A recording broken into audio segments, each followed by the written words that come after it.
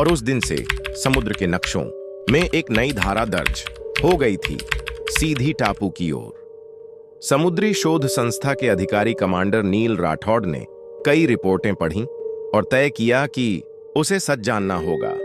उसने 5 विशेषज्ञों की एक टीम बनाई। खुद नील, पूर्व नेवी स्कूबा मास्टर डॉ Leena Desai, marine biologist Rajan Malhotra, underwater archaeologist some, American deep sea diver, photo documenter Arun Goswami. नील का एक और कारण था। अद्वैत उसका बचपन का दोस्त था और उसका लापता होना उसे खाए जा रहा था। समंदर में सफर शुरू करने से पहले एक बूढ़ा मछुआरा उनकी नाव तक आया। उसके कपड़े नमक से सफेद हो चुके थे। उसने कहा, अगर टापू पर गए तो सिर्फ समुद्र नहीं, तुम्हारी परछाई भी तुम्हें निगल जाएगी। और हाथ में एक छोटा काला शंखत देकर बोला, ये अगर आवाज करे तो समझ लेना दरवाजा खुल रहा है। टीम ने इसे अंधविश्वास मानकर नजरअंदाज कर दिया। यात्रा के तीसरे दिन पानी का रंग पहले गहरा नीला, फिर स्याही जैसा काला होने लगा। धूप के बावजूद उनके नीचे का समुद्री तल गायब हो गया, जैसे किसी अनंत खाई के ऊपर तैर रहे हों। लीना ने झुककर सेंसर में देखा।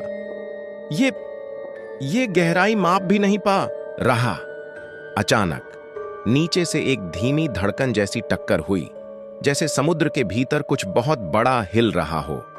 राजन हंसकर बोला, शायद बड़ा व्हेल होगा।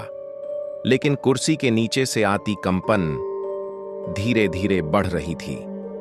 टापू पर पहुंचते ही सबकी घड़ियां एक ही समय पर रुक गईं। 3:15। इस बार उन्हें मीनार के पास कई नई चट्टानें दिखीं, जिन पर ताजा और खून से सनी रस्सियों के टुकड़े बिखरे थे।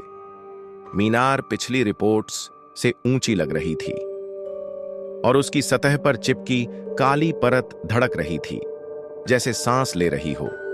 सम ने कहा, यह पत्थर नहीं, कुछ जीवित है। टीम मीनार के तल की उसी संकरी सुरंग में घुसी। नीचे गिरते गिरते वे एक गुफा जैसे हॉल बात में पहुंचे। दीवारों में चेहरे उभरे हुए थे, मुड़े तुड़े, आंखें बंद, लेकिन होठों की सिलाई खून से चस्पा। रोशनी पड़ते ही कुछ चेहरों ने अपनी बंद आंखें खोलीं और उनका पानी भरा काला घूरना सबकी रीढ़ में सिहरन भर गया। अरुण ने फोटो खींचनी चाही, लेकिन कैमरे ने बस धुंधली मानवीय आकृतियां रिकॉर्ड की, मानो उनके आसपास सैकड़ों लोग तैर रहे हों। गहराई में उतरकर वे एक विशाल पानी भरे हॉल में पहुंचे। बीच में वही या काला धातु का संदूक था, लेकिन अब खुला हुआ। अंदर इस बार कुछ नहीं था, सिवाय पानी में तैरते मानवीय दांतों के। नील ने नीचे कुछ चमकता देखा। जैसे ही उसने उठाया, पता चला कि वह एक मेंढ्यों चांदी का मुखौटा था, जिसकी आंखों से बारीक बारीक पानी की धार निकल रही थी। सम ने मजाक में मुखौटा पहना और अगले ही पल उसकी सांस अटक गई। सम की आंखें पूरी काली हो गईं और उसके मुंह से समुंदर जैसा खारा पानी बहने लगा। उसने नीले होठों से कहा, यह जगह अब मेरा घर है, और खुद ब खुद पानी के भीतर अदृश्य गहराइयों में खिंच गया। उसके जाते ही पानी में अजीब हड्डियों के खड़कने की आवाज गूंज उठी। लीना चिल्लाई, हमें बाहर निकलना होगा, पर रास्ता उतना ही दूर लग रहा था जितना आता वक्त छोटा लगा था। वापस सुरंग में लौटते हुए दीवारों के चेहरे फुसफुसाने लगे, ये ऊपर से आए लोग हमारे साथ नीचे रहेंगे। रास्ते में पानी ने खुद आकार लेना शुरू कर दिया। हाथ, चेहरा, बाल। एक क्षण में विवेक, जो मूल घटना से गायब हुआ था, उनके सामने था। उसकी त्वचा पारदर्शी और भीतर हड्डियों पर चिपकी समुद्री घास।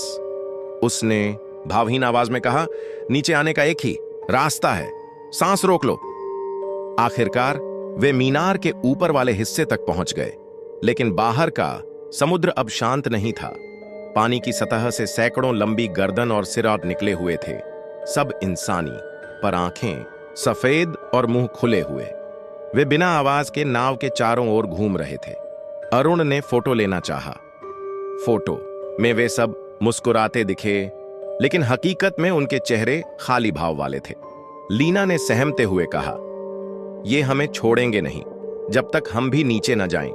नील ने जवाब दिया, अगर अद्वैत नीचे फंसा है तो मैं जा रहा हूं। उसने हेलमेट पहना और टॉर्च के साथ पानी में छलांग लगाई।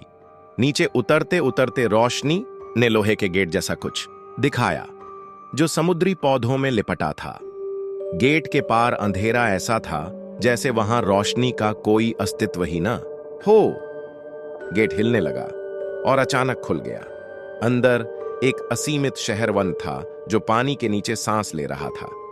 बिल्डिंग्स मांस जैसी बनावट लिए थीं और उनके बीच लोग नहीं, उनकी आत्माओं का खोल तैर रहे थे।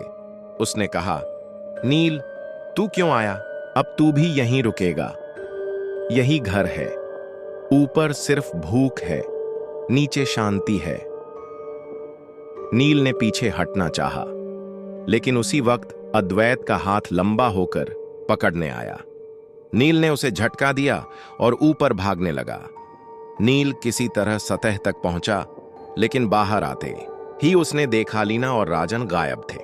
अरुण नाव में था, लेकिन उसकी त्वचा पर छोटे छोटे स्केल और झिल्लीदार उंगलियां उग आई थीं। वो धीरे धीरे मुस्कुरा रहा था। हम सब समुद्र के हैं, बस तुम्हें अभी समय चाहिए। नाव तेजी से तट की ओर बढ़ी। पीछे देखा तो मीनार की चोटी से एक विशाल आंख बाहर झांक रही थी, जो सीधा नील को देख रही थी। 3 दिन बाद कोस्ट गार्ड को एक नाव मिली। अंदर नील अकेला था, बुरी तरह भीगा हुआ, बालों में काई और होंठ नीले। वो लगातार बड़बड़ा रहा था, शहर खाली नहीं है, वो हमें ढूंढ लेगा। अगली लहर तुम्हारे लिए होगी। उसकी जेब में वही काला शंख मिला, जो अब लगातार बेहद धीमी फुसफुसाहट कर रहा था। और समुद्र, उसकी एक धारा अब पहले से ज्यादा तेज सीधी काला पानी टापू की ओर बह रही थी।